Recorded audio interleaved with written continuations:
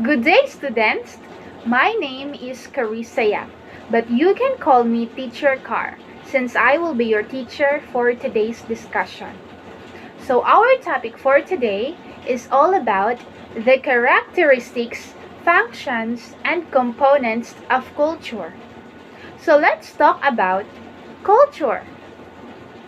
There are many definitions of culture, but the most famous one is from Edward Burnett Tylor in 1871, which says that culture is the complex whole which includes knowledge, arts, morals, law, customs, and any other capabilities and habits acquired by man as a member of society.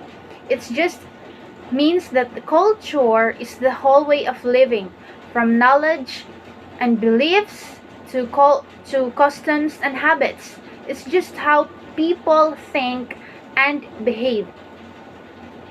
Culture has several aspects to it. There are basic characteristics of culture. Culture is learned, shared, symbolic, integrated, and culture is dynamic. Let's go through all of that characteristics one by one. So let's start with the first of the characteristics of culture. Culture is learned. According to the definition, culture is learned. It is the aspects of culture that are not found in an individual right from his birth. He rather learns those from others in the society as he follows, observes, and interacts with them. Since experiences vary among people of different societies, they learn different things, resulting in differences among cultures. Culture is not genetic. We are not born with culture. Yes, indeed. When we are born, we don't automatically know all the values, words, beliefs, customs that our culture has adopted. We do not inherit culture. Culture is learned. While much of that we learn about a culture can be learned through school, family, peers, and the media. There are often many things about a culture that are learned subconsciously. For example, we may learn when particular holidays occur in school, like Christmas is always on December 25th. However, the norms and what it means to be in the Christmas spirit is something we don't have a conversation about or read in a book. It comes from many years of observing others and just being around people who celebrate Christmas. So we can actually say that culture is learned. So the next characteristics is culture is shared. According to the definition, the patterns of learned behavior and the results of behavior are possessed not by one or a few persons but usually by a large proportion. Culture is something that a group of people shares. It is shared practices and shared understandings. The concept of culture makes it a social construct. To learn a language, behavior, or tradition often involves interacting with other people. Thus, culture is largely shared. Despite the shared nature of culture, that doesn't mean that culture is the same for everyone. There can be certain things within a culture that are shared between some groups. For example, American culture values freedom. However, beliefs on how to achieve that freedom may differ from group to group. Thus, there is not one universal American culture. American culture can create smaller groups who selectively share some aspects of the overall culture. As you interact with people from different culture, you'll not notice that they shared something or that they shared their culture to you and you shared your culture to them. That is why we unconsciously adopt other cultures based on the experience we get by interacting to them or by interacting with the differ that differs from our culture. The next characteristics of culture is symbolic. Symbols are both verbal and nonverbal in form within cultural systems, and they have a unique way of linking human beings to each other. Humans create symbols and what they represent. As a result, different interpretations of a symbol can occur in different cultural contexts. Every culture is filled with symbols or things that stands for something else and that often evoke various reactions and emotions. Some symbols are actually types of non-verbal communication, while other symbols are in fact material objects. For example, a common one is shaking hands, which is done in some societies but not in others. It commonly conveys friendship and is used as a sign of both greeting and departure. Probably all societies have nonverbal symbols we call gestures, movement of the hands, arms, or other parts of the body that are meant to convey certain ideas or emotions. However, the same gesture can mean one thing in one society and something quite different in another society. Other objects have symbolic value for religious reasons. Three of the most familiar religious symbols in many nations are the cross in Christianity, the star in Judaism, and the crescent moon in Islam. Whereas many cultures attach no religious significance to these shapes. For many people across the world, they evoke these very strong feelings of religious faith. As this example indicate, shared symbols, both nonverbal communication and tangible objects, are an important part of any culture but also can lead to misunderstandings and even hostility. These problems underscore the significance of symbols for social interactions and meaning. So culture is indeed symbolic. The next characteristics of culture is integrated. According to the definition, culture is the various parts of a culture being interconnected. All aspects of a culture are related to one another, and to truly understand a culture, one must learn about all of its parts, not only a few. Cultural integration is the blending of two or more cultures. The culture may exchange their practices, beliefs, ideas, and rituals. Integration is only possible when the culture do not have to sacrifice the characteristics that make them unique. Culture integration occurs all the time.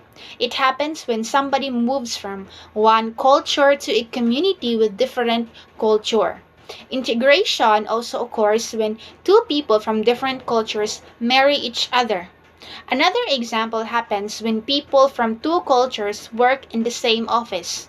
Of course, there are many other times when cultural integration occurs. It also happens on different levels.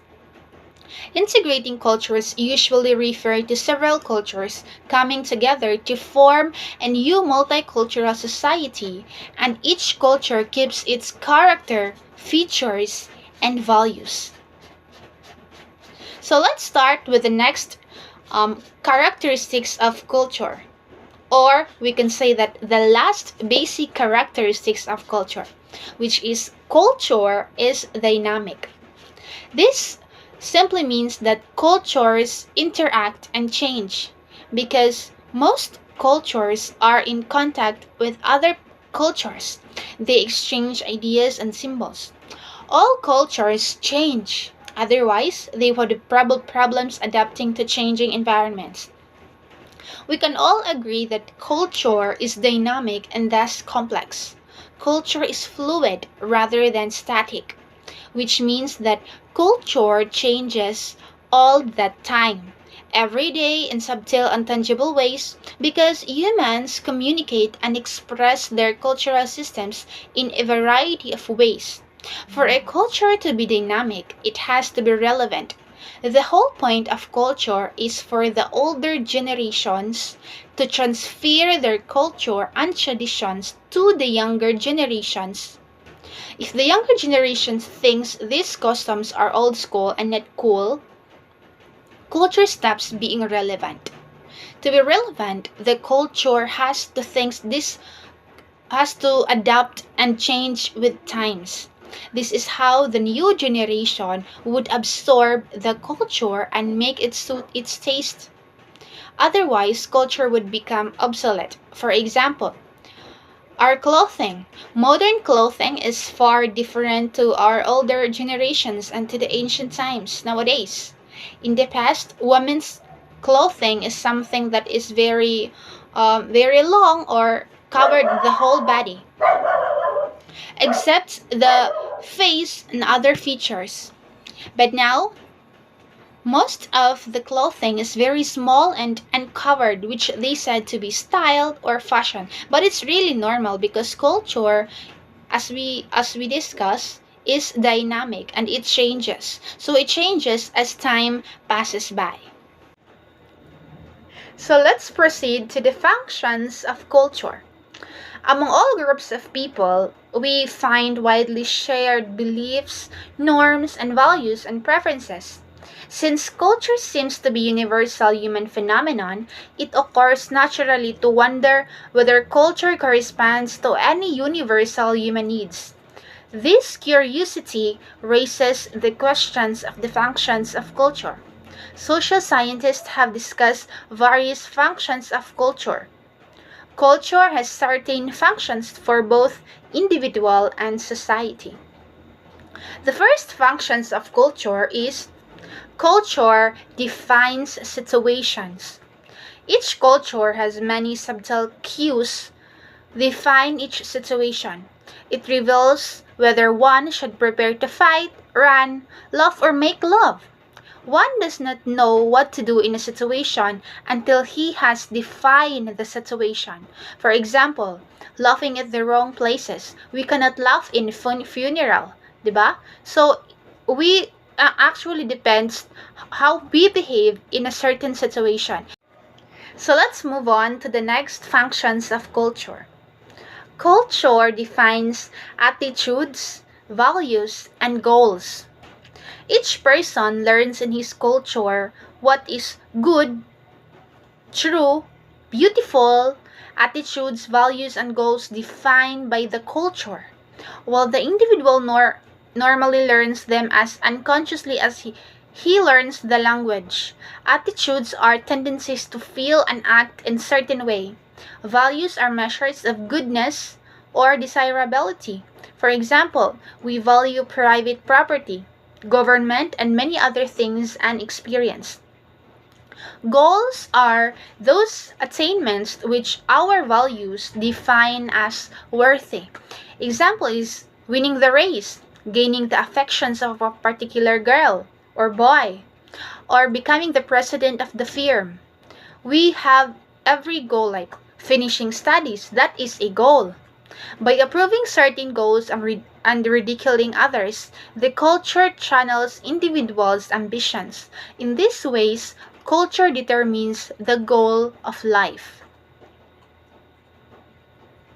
The next one is culture defines myths, legends, and the supernatural. This is very common to us, especially Filipinos, that we really believe in supernaturals, myth, legends like that. So myths and legends are important part of every culture. They may inspire, reinforce, and sacrifice and bring comfort in bereavement, whether they are true or not. Surgical or sociologically unimportant. Ghosts are real to people who believe in them and who act upon this belief. We cannot understand the behavior of any group without knowing something of the myths, legends, and supernatural beliefs they hold. Myths and legends are powerful forces in a group's behavior. Culture also provides individuals with a ready-made view of the universe. The nature of divine power and the important moral issues are defined by the culture. The individual does not have to select but is trained in a Christian, Buddhist, Hindu, Muslim, or some other religious tradition. This tradition gives answers for the major things imponderable of life and fortunates the individuals meets life crisis. So the last functions of culture is culture beha- culture provides behavior patterns. We can all agree that culture really is a way of behaving, either it is good and bad. If men use culture to advance their purposes, it seems clear also that a culture imposes limits on human and activities. The need for order calls forth another functions of culture that of so directing behavior that disorderly behavior is restricted and orderly behavior is promoted. A society without rules or norms to define right and wrong behavior would be very much likely a heavily traveled street without traffic signs or any understood rules for meeting and passing vehicles. It is a chaos if a society does not have any norms, because people living in that society might have gone a bad behavior. So culture provides behavior patterns. So let's proceed to the components of culture. There are five components of culture: technology, symbols, language, values, and norms. So let's explain each one of the component as we go on to our discussion. So first component is technology. Technology influences everyday life and has a strong influence on culture. In today's technology-driven world, people expect to have the means to communicate with others at any given moment. The ability to create a relationship-based society on mutual understandings and shared common interests have fed the social media phenomena. In the past, people were people were able to get together physically and discuss concerns or shared thoughts. However, public spheres are changing from gathering in coffee shops to meeting online through forums and other social media platforms like Zoom or Google Meet. Technology shapes different cultures and differentiates one from another. It allows us to intermix. Through technology of computers and teleconferencing, a specialized learner can access knowledge through a conference halfway across the world without leaving that person's home. One aspect of technology that has had a great impact on society is how it affects learning. It's made learning more interactive and collaborative. This helps people better engage with the material that they are learning and have trouble with. Technology is very important in today's crisis, especially that we experience this pandemic. What will happen if there are no technologies in this time? So it's very hard in the education parts or in any aspects or businesses. So technology takes a really huge part in today's crisis. These technological advancements made learning more fun and convenient. Technology thus allow every opportunity to be afforded, but creates more opportunity than in the past. Yes, it is really, really. The ease of connecting through technological and communicating online does have an impact on culture, locally and globally, as more and more people choose to communicate online instead in person. The next component is symbols. Symbols are the basis of culture. A symbol is an object, word, or action that stands for something else with no natural relationship that is culturally defined. Everything one does throughout their life is based and organized through cultural symbolism. Symbolism is when something represents abstract ideas or concepts. It is important for anthropologists to consider their own cultural backgrounds when looking at symbolism in different cultures. This is because many symbols, though similar in appearance, can mean drastically different things. These symbols can best be understood or interpreted through the eyes of the culture that they pertain to. Otherwise, they may lose the unique significance. Many symbols are visual. For example, in some cultures, particular colors are associated with gender, such as pink for girls and blue for boys. Another example is traffic signage, such as stop signs or symbols used in highways to indicate where to stop for gas, food, or lodging.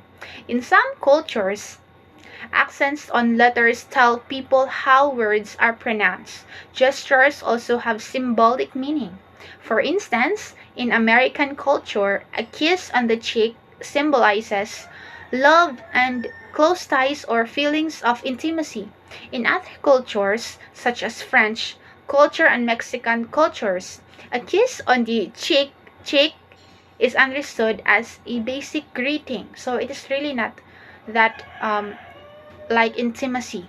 A symbol, something that carries meaning to people who share culture, is broadly understood and used so frequently that it does not require explanation. So we can actually know that that this object, this symbol, have a deep meaning, and we cannot really explain what is that, but we know that this is a sign of like that, and this is a sign of like that. So culture is or symbol is one of the components of culture. So let's move on to the next component.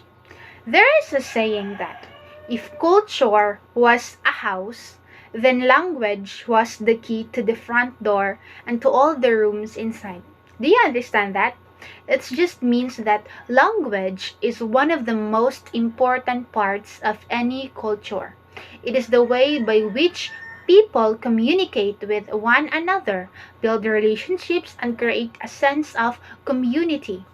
Communication is a core component of any society, and language is an important aspect of that.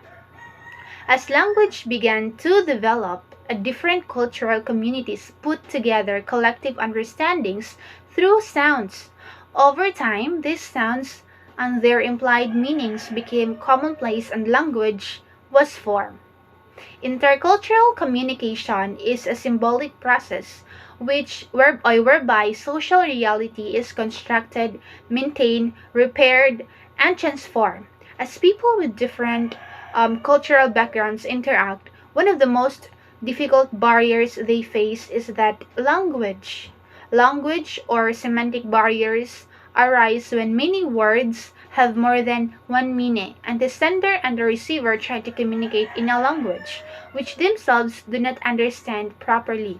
They are the most communication or the common communication barriers which cause misunderstandings and misinterpretations between people that can cause any conflict. Some language barriers can be overcome with practice or other ways like translation, interpreter, and the best way is to be careful of the words that comes to your mouth, and if you accidentally tell something, it's better to clarify it first to avoid any conflict or fight with someone else. The next one is values. Values are a cultural standard for discerning what is good and what is bad, and what is good and bad in the society. Values are deeply embedded and critical for transmitting and teaching a cultural's beliefs. Values help shape a society by suggesting what is good and bad. Our values are important because they help us to grow and develop. They help us to create the future we want to experience. Every individual and every organization is involved in making hundreds of decisions every day. The decisions we make are reflections of our values and beliefs, and that they are always directed towards a specific purpose. That purpose is the satisfaction of our individual or collective needs. A culture, though, may harbor conflicting values. For instance, the value of material success may conflict with the value of charity, or the value of equality may conflict with the value of individualism. Such contradictions may exist due to an inconsistency between people's actions and their professed values. So values is very important to us humans, because we humans, we actually had the sense of knowing what is good and bad, and we can distinguish that this thing is bad, so I will avoid it, and this thing is good, so I will continue doing it. That is the concept of values. The last component of culture is norms. Norms are the agreed upon expectations and the rules by which a culture guides the behavior of its members in any given situation. Of course, norms vary widely across cultural groups. Sociologists speak at least four types of norms. There are folkways, mores, taboos, and laws. Folkways are behaviors that are learned and shared by a social group that we often refer to as customs, in a group that are not morally significant, but they can be important for social acceptance. Each group can develop different customs, but there can be customs that embrace at a larger societal level. For example, imagine sitting in the college classroom with 60 other people around. As a professor who teaches early morning classes, it is always encouraged to eat if hungry. However, everyone must be considerate at those around them. You should not show loudly. That would be considered rude, and it is against class customs to do so. To make it worse, imagine burping without saying "excuse me." This would be folkway violation. So that is the concept of folkway. So mores. Mores are norms of morality or right and wrong. And if you break one, it is often considered offensive to most people of a culture. Sometimes a more violation can also be illegal, but other times it can just be offensive. If a more is not written, more or mori is not written down in legislation, it cannot get sanctioned by the criminal justice system. Other times, it can be both illegal and morally wrong. For example, if one attended a funeral for a family member, no one would expect to see someone in bright pink clothes or a bikini. Most people are encouraged to wear black clothing out of respect, or white. Although there may not be specific rules or laws that state expected attire to wear to a funeral, it would be against what most American or any other society views as right and wrong to attend a funeral in a bikini or be in hot pink leotards. It would be disrespectful for the individual people who are mourning. Both mores and folkways are taught through socialization with various sources: family, friends, peers, schools, and more. Next is the taboo. A taboo goes a step farther and is very negative norm that should not get violated because people will be upset. Additionally, one may get excluded from the group or society. The nature and degree of the taboo are in the mores. For example, a student once gave the example of a man in their neighborhood in Colorado that had multiple wives and also had 10 different children from the women. In most of American culture, it is seen as unacceptable to have more than one spouse or partner.